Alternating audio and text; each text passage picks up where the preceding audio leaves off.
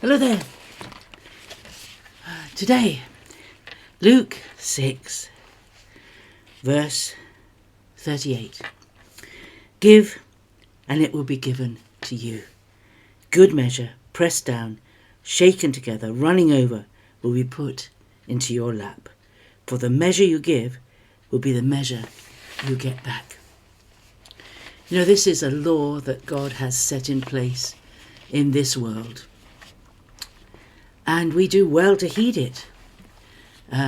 It's similar to the phrase that's in one of Paul's letters, we reap what we sow. No, there's a cause and effect thing that happens in our world. And the overriding phrase that Jesus said, which covers everything really, is to do to others what you would that they would do to you. This counts for everything. So if you don't want people to judge you by your clothing or the size of your car or whether you wear makeup or not, or by the colour of your hair, you know, if you don't want people to judge you, then don't judge people.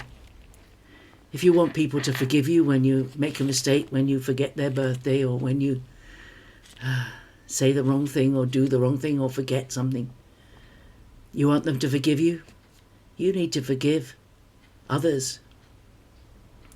And the measure we give is the measure we'll get back.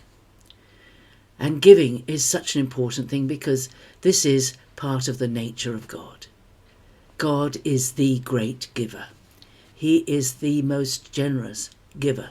He gave his absolute best for us. The Lord Jesus, his one and only Son, the Son of his heart, he gave for us. He gave everything that was needed to Adam. And when amongst all the animals and everything, there was not anything found fit to be a companion and a helpmeet to Adam, he made woman. God gave. He's given us everything we need for health and godliness. That's what it says in 2 Peter. I think it's 2 Peter. He's given and given and given again. And he's given the best. When it says this, given it'll be given to you, good measure, pressed down, shaken together and running over, it always makes me think of those things, those products you buy that are powdered. You know, you buy, say, I don't know what it might be, dried milk or baking powder in a pot or it. And when you open it up, it looks like it's short measure, because when they fill it up, it's full, and then it settles over time, and it's not full to the brim. Now, when God gives, he gives full to the brim. And not just full to the brim, but pressed down so that when more can be put in, it will be put in. It's like that at the end of Psalm 23.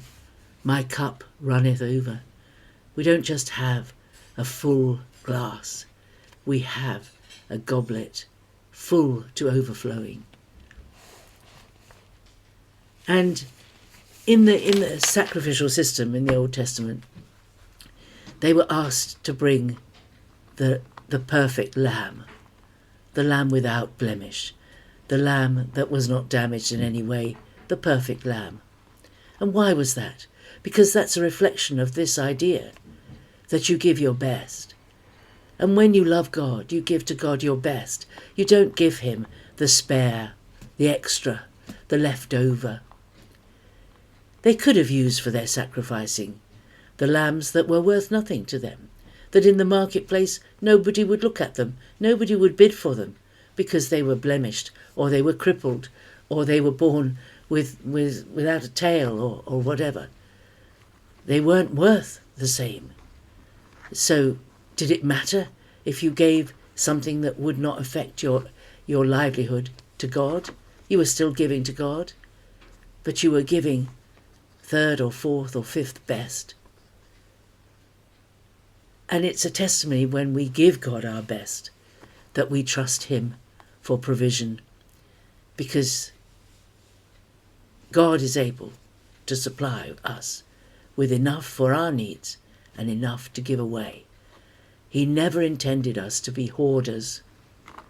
He never intended that. He intended for us to have enough for all our needs and to have enough to help those who were in need, to give to others. So this is a principle. It's a reciprocal principle throughout the scriptures, but it's very important because the source of our provision, our care, is not in our own hands. It is God's gift to us. And if we honour God with the best that we've got, the first fruits, the best that we've got, not the leftovers, honour him first, and he'll look after the rest. That's the wonderful thing about the Lord, that he'll never leave us short. So it's this reciprocal thing.